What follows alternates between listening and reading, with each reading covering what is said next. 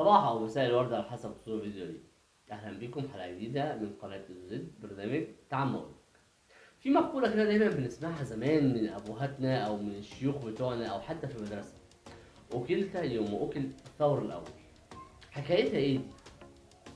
كان في مره 3 تيران، واحد اسود قوي وكبير، واحد ابيض صغير وذكي حلو، واحد احمر كله خير وقوي وجميل وشباب. ال3 تيران دول طول ما هما مع بعض كانش في حد بيقف قدامهم، بس ناقص مين؟ الديب الفجعان. وده طول عمره جعان ومستني حد فيهم يقع عشان ياكله، بس مش هيسكت. الديب راح للطور الاول، الطور الاسود، قال له: انت مالك كده يا عيني قاعد زهقان وبتتعب عشان ما تجيب اكل؟ ولاد عمك عندهم اكل كتير قوي، روح اضرب واحد منهم وخد منه الاكل بتاعه ومش هيحصل حاجه، محدش هيعرف يقف قدامه. وعلشان تور سمع كلامه، الديب هيسكت؟ طلع يجري على ال3 تانيين، قال لهم: شوفوا ابن اخوكم الكبير ضرب ولاد عمكم، وممكن تلف الايام ويضربكم انتوا، احميكوا انا.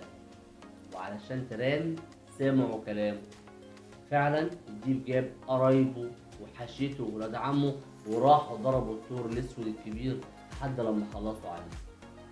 وروح يا ايام وتعالي يا ايام، هما خلاص بقى افتكروا الدنيا بقت سلام، بس الديب لسه فجعان، رجع تاني من غير مقدمات، مسك الثور الابيض: انت بتاخد بيتي، انت بتضرب قرايبي، انت ارهابي.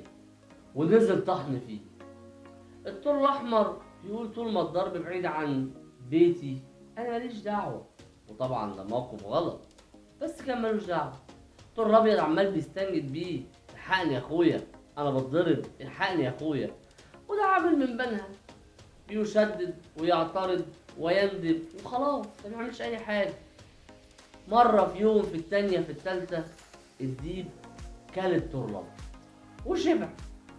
وروح يا ايام تعالي يا ايام، الديب جاع وجه الدور على الثور الاحمر. اول ما الثور الاحمر شافه جاي قال الجمله دي: وكلتا يوم اكل الثور الاول. لو كانوا وقفوا مع بعض قدامه من اول الثور الاول ما كانش قدر عليهم، بس هو عشان فتتهم مع بعض قدر ياكل واحد واحد. يا رب نكون فهمنا مين فينا التيران ومين الديب الفجعان، وهيحصل لنا ايه لو اتاكل اخواتنا. وبس كده يا سيدي. وفي اخر حلقه، لو الفيديو عجبكم انتوا عارفين هتعملوا ايه، ما تنسوش اللايك والشير والكومنت، ولو ما اشتركتوش في القناه انزلوا اشتركوا في القناه، ما تنسوش تشوفوا الحلقات اللي فاتت وتستنوا الحلقات الجايه. بصوا على المصادر. وبس كده يا سيدي.